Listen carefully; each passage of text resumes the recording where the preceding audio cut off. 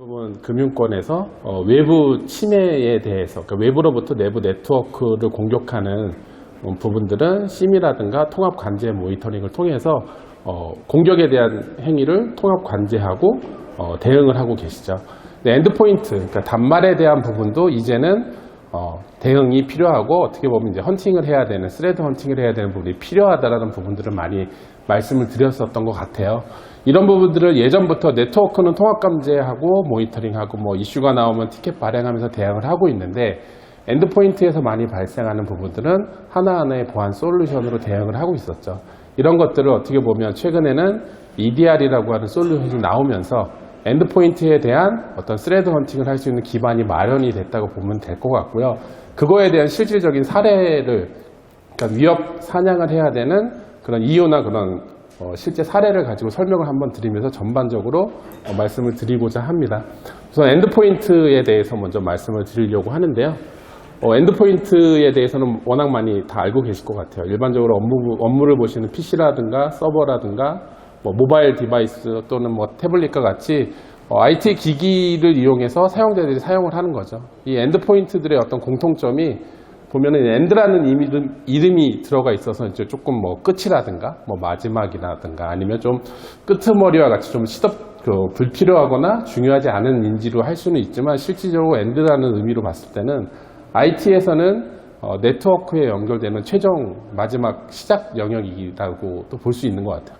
그러니까 엔드포인트가 엔드라고 하는 마지막이 아니라 이제 내부 임직원분들이 업무를 하시는 시작점이 되기도 하는데요.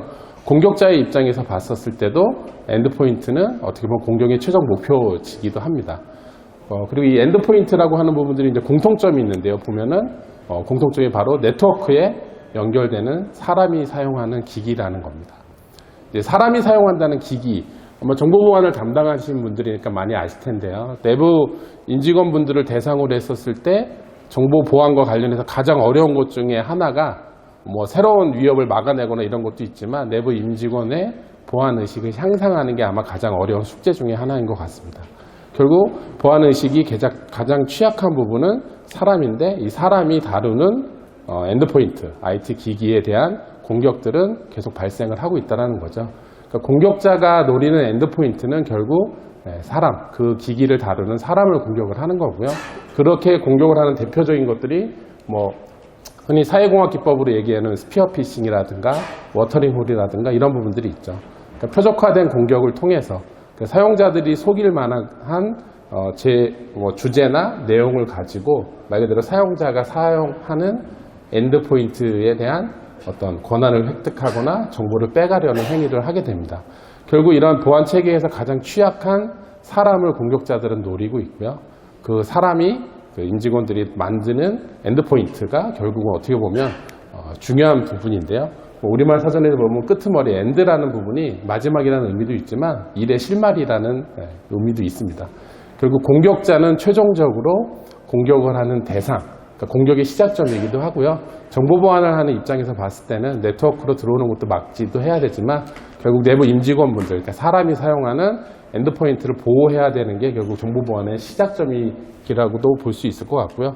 이러한 엔드포인트를 보호하기 위해서 일반 기업도 공공도 마찬가지지만 금융권은 정말 많은 여러 가지 관리적인, 그다음에 물리적 여러 가지 보호 조치가 되어 있습니다. 그중에 이제 대표적인 것들을 몇 가지만 보면요. 일단 당연히 외부로부터 들어오는 공격을 못 들어오게 막는 게 있고요. 들어온 위협이 있을 경우 그것을 탐지하고 대응을 해주고요.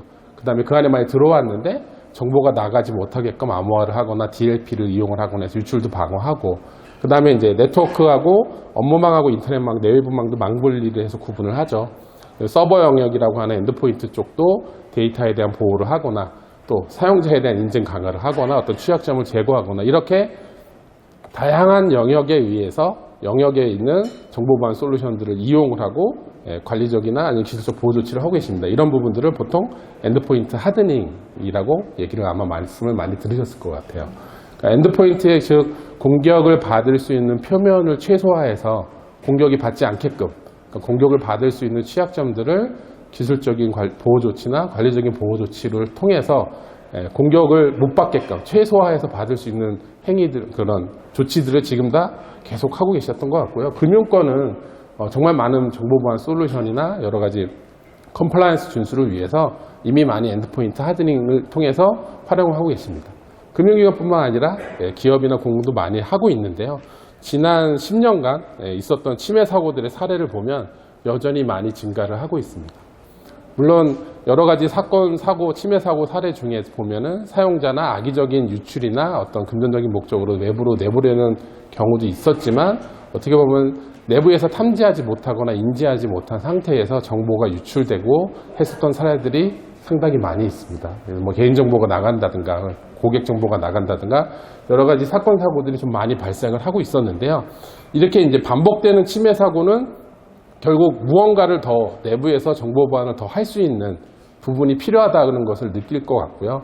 이런 부분들을 네트워크에서 통합 감지 하듯이 엔드포인트, 그러니까 단말의 영역에서도 이런 부분을 좀 더 잘하는 수 있으면 좋겠다라는 필요성들은 시장에서는 다 이미 있었고요.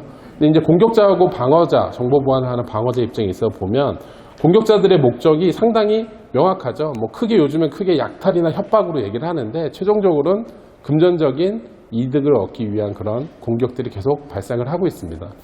흔히 아시고 계시는 약탈이라고 하면 정보를 빼가서 가는 거고, 뭐 협박이라고 하면 대표적으로 랜섬웨어처럼 정보를 암호화해서 협박을 해서 말 그대로 풀어주지 않으면, 돈을 주지 않으면 풀어주지 않는다고 하는데요. 최근에는 암호화폐라든가, 그러니까 그 CPU나 리소스를 약탈하는 류의 악성 코드나 공격들도 많이 발생을 해요. 흔히 이제 마이너류라고 얘기를 하는데요. 알고 계시는 랜섬웨어가 중요한 데이터를 암호화해서 돈을 주지 않으면, 흔히 뭐 비트코인으로 대표되는 가상화폐를 주지 않으면 풀 수 있는 키를 주지 않겠다고 협박을 하는 위주라고 하면, 아무래도 그거를 이제 개인이나 기업을 타겟해서 많이 하고는 있지만 실질적으로 돈을 많이 안 보내는 경우도 많다 보니 실질적으로 고객사에 있는 리소스를 이용을 해서, 그러니까 고객사에 있는 서버나 아니면 모바일 기기에 있는 리소스를 약탈을 하는 거죠. 그래서 실질적으로 비트코인이 됐든 여러 가지 가상화폐, 암호화폐를 아예 채굴하는 이런 공격들도 많이 발생을 하고 있습니다. 결국 공격자의 목적이 이제 금전적인 이득을 얻기 위한 거고요. 근데 글로벌 전체적으로 봤을 때도 만넷과 같은 정보보안 회사의 매출, 전 세계의 글로벌 정보보안 회사의 매출이 만 1조라고 하면 블랙마켓에서 운영이 되는 이런 금전적 이득을 얻기 위한 그 해킹 그룹들이 벌어들이는 수익이 10조 이상, 그러니까 즉 정보보안 산업의 시장보다 10배 이상이 돈을 벌고 있다고 하죠. 그러니까 결국 더 많이, 더 적은 수의 인원으로 더 많은 돈을 버니 정보보안 업계나 아니면 정보보안을 담당하시는 분들이 고민하는 것보다 더 많은 연구개발을 공격을 해서 돈을 벌기 위해서 많이 쓰고 있는 거죠. 이러한 환경이다 보니 아마 이 기울어진 운동장 예시를 아마 많이 들으셨을 거예요. 공격과 방어의 입장에서 봤었을 때 방어는 애초에 불리한 게임이 됩니다. 언덕 위에서부터 시작하는 공격자는 손쉽게 공격을 할 수 있지만 내리막에서 위치한 방어 입장은 공격을 올려가려고 하면 상당히 힘들겠죠. 그리고 또 하나의 예를 보면 이제 성을 공격을 했었을 때 입장을 봤을 때 공격자는 이 성을 점령하기 위해서 여러 경로의 루트를 체크를 하게 됩니다. 그래서 방어자는 한두 군데에 있는 여러 가지 방어 전략을 가지고 있지만 공격자는 이러한 여러 루트 중에 뚫을 수 있는 곳들을 한 군데를 뚫고 그 중에서 하나만 성공을 하면 말 그대로 공격이 성공이 되는 거죠. 이 성 안에 가운데 어떤 보물창고가 있다라고 하면 공격자는 여러 루트를 통해서 그 보물창고에 있는 보물을 가져가면 바로 성공을 하고요. 방어자는 이거를 막지 못하면 말 그대로 계속 실패를 할 수밖에 없는 게 정보보안의 현실이고요. 그 다음에 공격자의 입장에서는 또 뭐가 있냐면 이 성 안에 있는 보물창고에 있는 보물을 훔친 다음에 이 자신들이 훔쳐간 흔적을 다 숨겨버립니다. 그래야지만 다음에 다시 한 번 더 또 공격을 할 수 있는 시도를 할 수 있는 거가 되죠. 방어자 입장에서는 결국 이 숨겨진 공격 루트를 찾거나 흔적을 찾는 게 바로 다시 문제가 있었던, 그러니까 말 그대로 점령을 당하거나 보물이 도난당했을 때의 취약점을 해결할 수 있는 그런 루트가 되는데요. 공격자는 정리를 하면 공격자는 10번 중에 한 번이라도 성공하면 공격이 성공하는 거고요. 자신이 공격했던 흔적은 모두 다 지워야 됩니다. 방어자는 모든 공격을 막아야 되지만 그 중에 하나라도 공격이 뚫렸다고 한다면 실질적으로 그 공격의 흔적을 하나라도 찾으면 그때부터 다시는 그런 문제가 발생하지 않게끔 하거나 또는 실질적으로 공격자를 찾을 수 있는 그런 실마리를 찾게 되는데요. 이런 부분들이 결국은 스레드 헌팅이라고 하는 위협 사냥입니다. 이 위협 사냥에 대한 부분을 말씀드리는 게 지금 앞에서 잠깐 말씀드렸던 반복되는 침해 사고들이 결국은 기업 내, 금융기관 내에 있었던 내부망 또는 외부망의 다양한 엔드포인트의 여러 단계를 거쳐서 정보가 유출됐었던 사례들이 있기 때문에 이런 것들은 기존의 정통적인 방식으로 단순히 보안 솔루션, 그 다음에 관리적인 보호 조치만으로는 막을 수 없는 한계가 있었습니다. 그렇기 때문에 이런 것들은 실질적으로 반복적인 위협 사냥을 해야지만 결국 침해 사고를 예방할 수 있는 그런 목적이 되는데요. 이런 침해 사고가 났었을 때 분석을 하려면 결국 흔적만으로는 이런 침해 사고를 분석을 할 수 있을까요? 실질적으로 내부에 어떠한 사고 사례가 났었다고 하면 실제로 여러 가지 포렌식을 하게 됩니다. 그때 성공을 하는 이유는 즉 공격이나 침해 사고가 나갔었던 현장이 잘 보존이 되어 있고 그다음에 로그가 존재할 경우에는 성공적인 어떤 포렌식과 같은 침해 사고 분석 작업이 이루어집니다. 근데 그렇지 못했을 경우에는 말 그대로 실패하는 경우들이 많이 있게 되죠. 실제 침해 사고 사례를 한번 설명을 드릴 텐데요. 내 외부망으로 분리되어 있었던 고객사의 스피어 피싱을 통해서 정보가 유출됐던 사례입니다. 요거는 저희 안랩의 이제 에이펄스트라고 하는 포렌식 팀에서 실제로 침해 사고를 분석을 하고 여러 가지 정황, 그 다음에 나머지를 조합해서 최종 결과가 나온 거고요. 이 뒤에서 이제 분석했던 사례에 대해서도 말씀을 드리겠습니다. 최종적으로 확인했을 때는 일단 공격자는 사전에 준비를 합니다. 스피어 피싱, 즉 타겟팅된 공격, 즉 내부의 그 사용자들이 자주 사용하는 이메일 주소, 그 사용자들의 계정을 획득을 해서 그 사용자들이 열어볼 수 있는 관심이 갈 만한 그런 피싱 메일을 뿌렸고요. 또 그 사용자들이 자주 접속하는 사이트에도 웹사이트에도 이제 워터링홀 공격을 이용을 해서 자주 가는 홈페이지의 취약점을 이용을 해서 또 악성 코드를 뿌리게끔 해놨었습니다. 이 사용자의 사전 준비를 한 공격자는 결국 이 사용자들에게 웹이나 이메일을 통해서 쭉 공격을 시작을 했고요. 결국 사용자가 그 중에 한 명이 저 스피어 피싱 이메일을 통해서 이 PC1이라는 곳에서 파일을 열게 됩니다. 이 공격에 사용했던 파일은 그냥 단순한 어떤 PDF 파일이고요. 사용자가 메일에 첨부되어 있는 PDF 문서는 열어봤었을 때는 그냥 PDF 내용이 있었습니다. 여러 명이 메일을 열어봤는데요. 그 중에 한 분은 감염이 됐었습니다. 왜냐하면 그분은 PDF를 볼 수 있는 PDF 리더에 취약점이 있는 상태였어요. 즉, PDF의 뷰어, 그러니까 어플리케이션에 대한 취약점이 있었다는 얘기는 결국 사용자는 PDF 파일만 열었지만 그 뷰어의 취약점에 의해서 사용자 PC에 모르게 사용자가 하지도 않았지만 추가적인 파일이 다운로드 받아지고요. 취약점에 의해서 파일이 다운로드 받아진 이후에 결국은 새로운 CNC 서버에 연결이 되는 건데요. 이 APT 공격이나 여러 다양한 공격에 사용되는 취약점 중이 상당히 많습니다. 최근 10년간 10만 건 이상의 취약점들이 OS부터 어플리케이션에까지 나오고 있는데요. MS 제품군이나 오피스라든가 한글이라든가 다양한 어플리케이션과 OS에 대한 취약점에 의해서 사용자들의 엔드포인트의 권한이 탈취가 되고 있습니다. 결국 사용자가 제가 만약 지금 발표하고 있는 이 노트북에 어떤 랜섬웨어를 다운받아서 감염을 시키는 걸 테스트하려고 한다면 특정 웹사이트에 접속하기 위해서 웹브라우저를 띄우고 링크를 클릭해서 파일을 바탕화면에 저장하고 더블 클릭을 해야지만 랜섬웨어가 실행되는 이런 과정들이 되는데요. 취약점이라고 하면 사용자는 그런 과정을 하지 않아도 자동으로 특정 파일이 다운로드 받아져서 감염이 되는 거죠.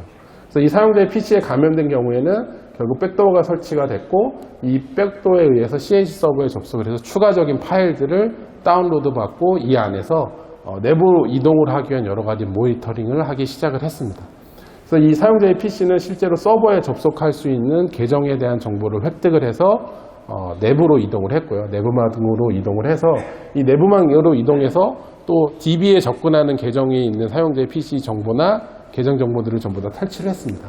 그런 부분을 통해서 서버 1번을 통해서 2번을 통해서 서버 3번에 있는 DB에 있는 곳에서 실질적으로 정보를 탈취해서 나갔던 그런 침해 사고 사례가 있고요. 실질적으로는 정보를 유출한 다음에는 데이터에 대한 흔적을 지웠죠. 이 상태에서 이제 포렌식을 하다 보니 실제로 데이터가 잘 남아 있었을 경우에는 최종적으로는 이 과정을 전부 다 찾을 수 있었겠지만 현실적으로 상당히 어려웠습니다. 이 방금 전에 이런 침해 사고가 인지가 어려웠던 부분들은 이 안에서 사용이 되었던 새로운 악성 코드라든가 또는 뭐 내부 이동을 하거나 권한 상승을 하거나 여러 가지 툴들이 정상적인 파일을 이용을 해서 활용을 했던 사례가 많았기 때문입니다. 이런 침해 사고가 인지가 느려지는 이유가 기존에 아마 이런 과정들이 있었을 거예요. 즉, 이 PC 1번 사용자는 취약점에 의해서 공격에 대한 악성 코드, 새로운 악성 코드가 다운이 되었는데요. 취약점이 있던 사용자의 PC들의 가장 대표적인 게 내부에서도 아마 대부분 백신을 쓰고 계실 거고요. 백신에 많이 감염되는 사용자들이 있으시는 게 보일 거예요. 월간 리포트를 뽑는다고 보면 탑 10만 뽑더라도 다른 사용자들은 평균적으로 뭐 한 달에 한두 건이 걸린다고 하면 악성 코드에 많이 감염이 되는 탑 10은 수백 건, 수천 건이 아마 재감염이 되고 있는 사용자분들이 많으실 거예요. 이 부분들은 결국 재감염이 되는 부분은 어떤 취약점이 있는데 그 취약점에 대한 원인을 파악하거나 재발을 위한 그런 부분을 확인하는 게 아니라 증상만 치료 또는 포맷하거나 하는 과정만 아마 반복이 되고 계시죠. 그리고 또 하나는 내부망을 침투하거나 이런 최근 침해 사고에 활용되는 분들이 뭐 LOL 빈지라고 해서 여기 써있긴 한데 이제 흔히 자급자족이라는 얘기를 합니다. 즉 윈도우즈 OS에서 제공하는 그 다음에 어플리케이션 정상적으로 제공하는 내부에 있는 정상 파일을 이용한 공격들이 일어나고 있기 때문에 실질적으로 공격이 발생하고 있다. 현재 공격을 하기 위한 뭐 내부 정찰을 하는 활동인지 내부 이동을 하는 건지 권한을 상성하는 건지 이런 부분들에 대한 것을 인지를 할 수 없는 부분들이 있고요. 그 다음에 이제 결론적으로 조직 내부에서 침해 사고가 현재 내부에서 발생하는 여러 단계 중에 어느 단계에 있는지 계속 지속적으로 모니터링을 할 수 있는 스레드 헌팅 활동을 하지 않고 있기 때문에 결국은 침해 사고 인지가 느려지고 있다고 보는데요. 그런 정상 파일을 이용하는 툴들을 보면 대표적인 게 최근에 이제 파워쉘을 제일 많이 사용을 합니다. 윈도우즈 7 이상을 사용하는 OS 환경에서는 CMD와 마찬가지로 파워쉘도 다 시스템에 설치가 되어 있고요. 정상 파일이죠. 파워쉘이라는 파일 자체를 어떠한 벤더, 안티바이러스 벤더에서도 파일을 악성 코드라고 잡지는 않습니다. 하지만 이 파워쉘을 이용해서 외부에 있는 또는 내부에 있는 특정 파일을 다운로드 받거나 실행하거나 파일을 변경하거나 할 수도 있고요. 또 OS에서 제공하는 WMI를 이용을 해서 저 WMI라는 툴을 이용을 해서 여러 가지 권한의 변경이나 다양한 명령들, 원격에 대한 명령들을 다 이용을 할 수 있습니다. 그것뿐만 아니라 이제 원격 접속, RDP를 이용해서도 상당히 많이 공격을 하고요. 블랙마켓에 보면 이제 RDP가 외부 그러니까 웹 DMZ 구간에 오픈이 되어 있는 서버, 윈도우 서버인데 RDP가 접속할 수 있는 리스트들이 계속 실시간으로 업데이트되고 있고요. 여기에 접속할 수 있는 계정 정보는 얼마다라고 판매를 하고 있습니다. 거기도 컨트리를 구분을 하면 한국 지역에 대한 것들도 매일 수백 개 이상이 계속 오픈이 되어 있습니다. 즉 RDP에 대한 표준 포트도 쓰고 있지만 그 계정에 대한 취약점도 있어서 그런 거를 획득해서 판매를 하고 공격에도 이용을 하고 있고요. 마찬가지로 공유 폴더라든가 그 다음에 뭐 액티브 디렉토리에 대한 공격도 상당히 많이 이루어지고 있습니다. 뭐 앞 세션에서도 얘기를 하셨지만 올해에는 이제 국내에서 AD에 있는 권한을 획득하거나 AD 서버에 대한 공격 사례가 상당히 많았습니다. 그래서 최근에 공격자들이 결국 AD가 보안이 강하기도 하지만 AD의 권한을 획득을 하면 말 그대로 더 손쉽게 공격할 수 있기 때문에 말 그대로 공격자들이 많이 사용하는 정상적인 다 도구들이라는 거죠. 이런 정상적인 도구를 이용을 해서 내부에서 정찰을 하거나 망간 이동을 하거나 권한을 상승하는 행위들을 하고 있기 때문에 단순히 가만히 있어서는 이 안에 어떤 게 악의적인 행위를 하는 건지 누가 정말이고 누가 가짜인지를 구분하기가 상당히 어렵습니다. 이런 것들을 할 수 있어야 되고 그런 것들이 결국은 위협을 사냥하는 스레드 헌팅 활동이라고 볼 수 있을 것 같은데요.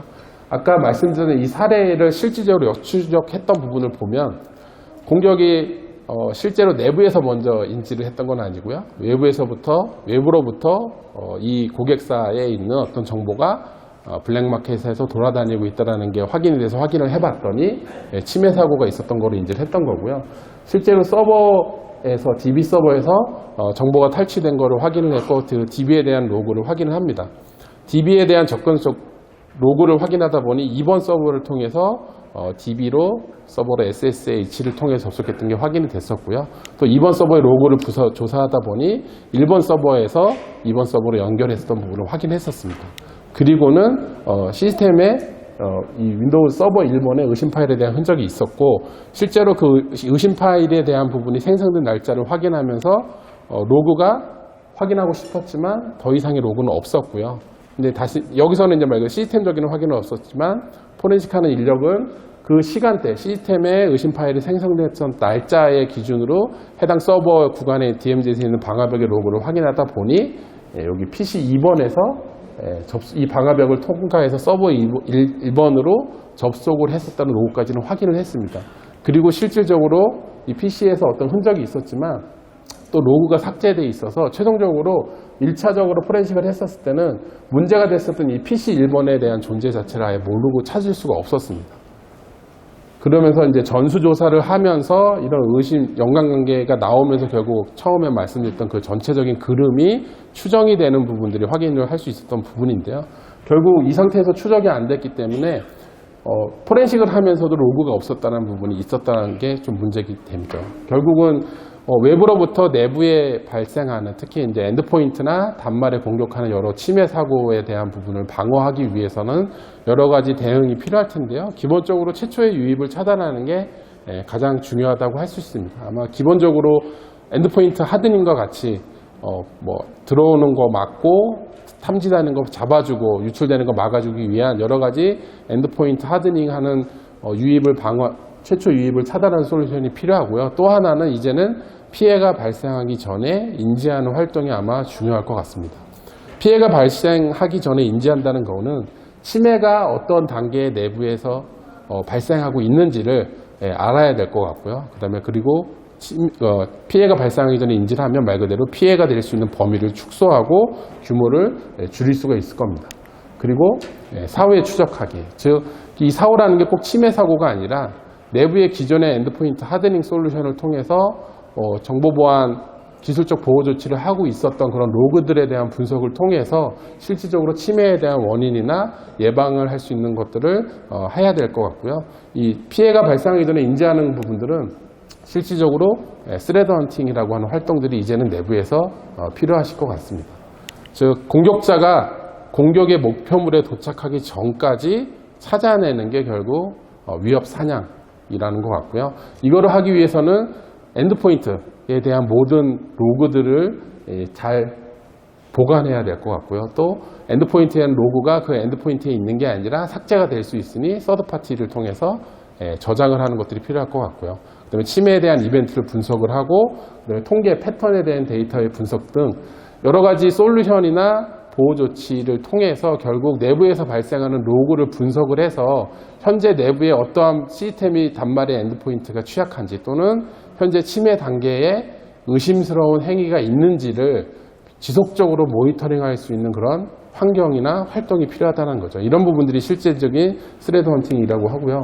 그러면 이제 사회 추적하는 경우는 결국 스레드 헌팅을 하면서 현재 있는 부분이 아니라 기존에 발생했었던 악성 코드의 감염 기록이라든가 아니면 침해 사고와 관련된 여러 가지 행위들에 대한 것들을 분석을 해야 됩니다. 그래서 이런 분석 대상들이 어떤 것이 있는지 그러면 이거를 누가 하면 되는지에 대한 곤란을 할 수도 있을 텐데요. 이런 부분들을 어떻게 보면 좀 더 잘 할 수 있게끔 이제는 나온 게 솔루션하고 매핑이 된 게 EDR이라고 하는 솔루션이라고 말씀을 드릴 수 있을 것 같고요. 흔히 이제 범죄 현장에 CCTV를 설치를 해서 범죄를 예방하는 효과를 가지잖아요. 즉 계속 모니터링을 하고 있으면서 CCTV 범죄가 났을 때 역추적도 할 수 있고 CCTV가 설치되어 있는 공간에는 말 그대로 범죄가 발생하는 확률이 줄어들게 되는데요. 비슷하게 최근에는 이런 엔드포인트의 EDR을 통해서 주기적인 스레드 헌팅을 할 수 있는 그런 환경을 구축하자는 부분들이 지금은 가능한 것 같고요. 결국 EDR과 같은 솔루션, 즉 단말에 대한 여러 가지 행위 정보를 중앙에 수집해서 저장하고 분석해서 스레드 헌팅을 할 수 있는 기반을 마련할 수 있는 게 최근에는 가능할 것 같고요. 그러면 이제 보안 운영자 입장에서 기존의 엔드포인트 하드닝을 하는 솔루션하고 EDR이라는 솔루션하고의 가장 큰 차이가 뭔지 구분을 해서 설명을 드리면 기존 보안 솔루션들은 보안의 목적에 맞는 솔루션을 아마 도입하셔서 구축을 해서 보안에 대한 정책을 적용합니다. 백신 V3를 설치했다 그러면 업데이트 주기나 실시간 검사에 대한 조건에 대한 보안 정책을 적용을 하고 엔드포인트 하드닝 솔루션, V3라고 하면 V3는 정책에 맞게끔 또는 시그니처에 맞는 악성 코드가 나오는 게 있으면 알아서 조치를 한 다음에 결과만 전달을 해줍니다. DRM, DLP, 매체 제어 다 마찬가지죠. PMS가 됐던 뭐가 됐던 기존의 정보 보안 하드닝 솔루션들은 보안의 정책을 가지고 솔루션이 알아서 보안 정책을 대응하고 모니터링하고 그 다음에 결과를 다 사용자에게 알려만 주는 거고요. 그러면 이런 부분들을 탐지 대응에 대한 결과를 보안 운영자들은 분석하고 여러 통계 기법을 이용하는 여러 가지 방법으로 분석 대응을 하시는 게 스레드 헌팅의 하나이기도 하고요. EDR은 그럼 뭘 해주냐? 단말에 있는 여러 가지 행위 정보를 다 수집을 합니다. 수집을 해서 중앙에 저장을 해놓고 분석을 해서 실질적으로 분석에 대한 결과를 제공을 해드려요. 즉 새로운 악성 코드를 찾아주는 게 아니라 현재 엔드포인트에 발생하고 있는 어떤 위협이 침해 사고의 어떤 초기 정보를 모니터링하는 정보를 수집하는 단계인지 아니면 내부 정찰을 하는 건지 내부 이동을 하는 건지 여러 가지 위협에 대한 여러 의심적인 행위를 분석해서 결과를 알려주고요. 그 결과를 가지고 또 보안 운영자는 스레드 헌팅을 할 수 있는 활동을 해서 실질적으로 대응을 엔드포인트 직접적으로 해줄 수 있는 솔루션이 어떻게 보면 EDR이라고 보면 될 것 같고요.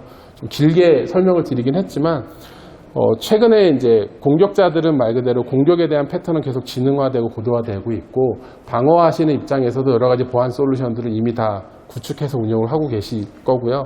이런 것들에 대한 정보 보안 활동을 더 강화하기 위해서는 이제는 이제 스레드 헌팅이라는 활동을 좀 더 강화가 필요할 것 같고요.